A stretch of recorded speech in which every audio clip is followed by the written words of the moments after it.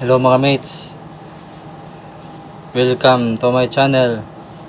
Topic natin ngayon ay mga reality sa barko or mga realidad ng seaman sa barko. Meron akong 11 list dito na mga realidad sa barko, reality ng mga seaman. Number 1, weather. So rain or shine, may trabaho pa rin kami. Trabaho pa rin, umuulan, umaaraw. Kahit matiktik kalawang pa rin, kahit mainit, hindi sa pool. Meron din itong mooring operations or anchoring. So standby pa rin talaga pupa kahit malakas yung ulan yan. Hindi pwede na hindi kami mag-standby, magda kasi maulan, hindi pwede. So rain or shine, trabaho pa rin kami. Kahit underway, kahit maalon dyan, wash paint, ganun, malinis-linis, hindi talaga pwede rain or shine, trabaho pa rin talaga, weather.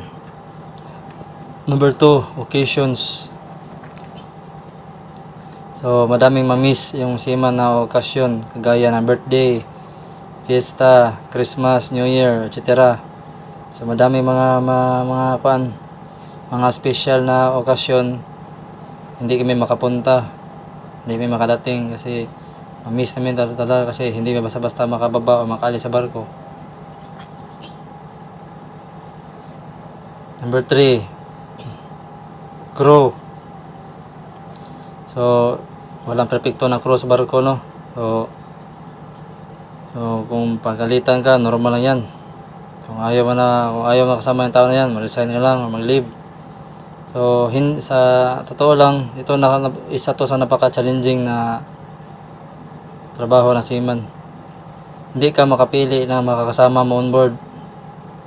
Hindi ka pwede makapili na yun, gusto mo makasama ko.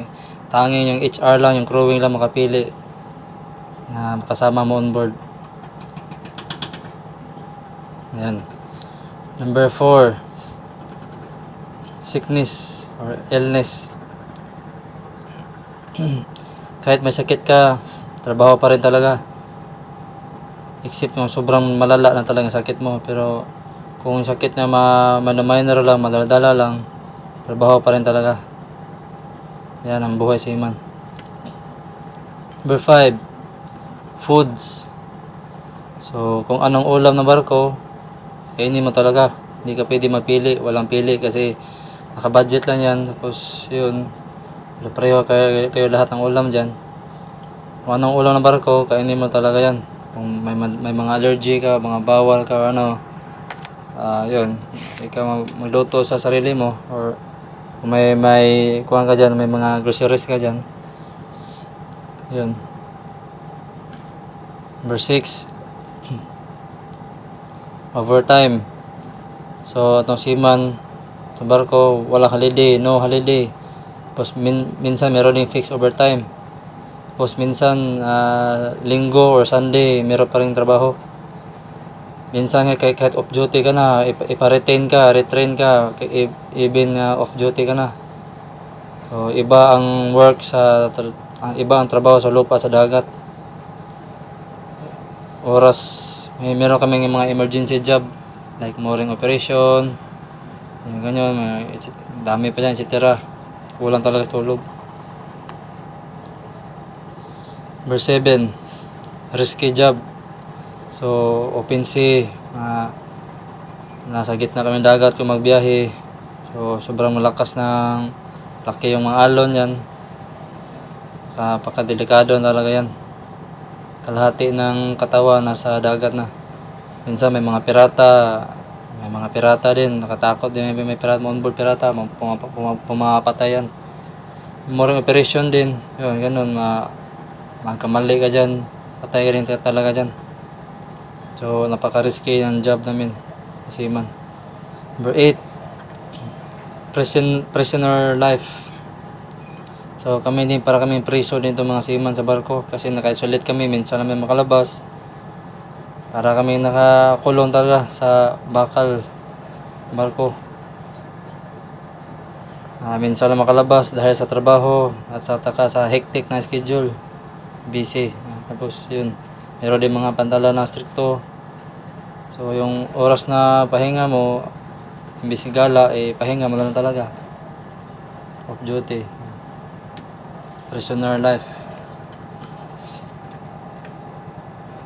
Number 9, vacation.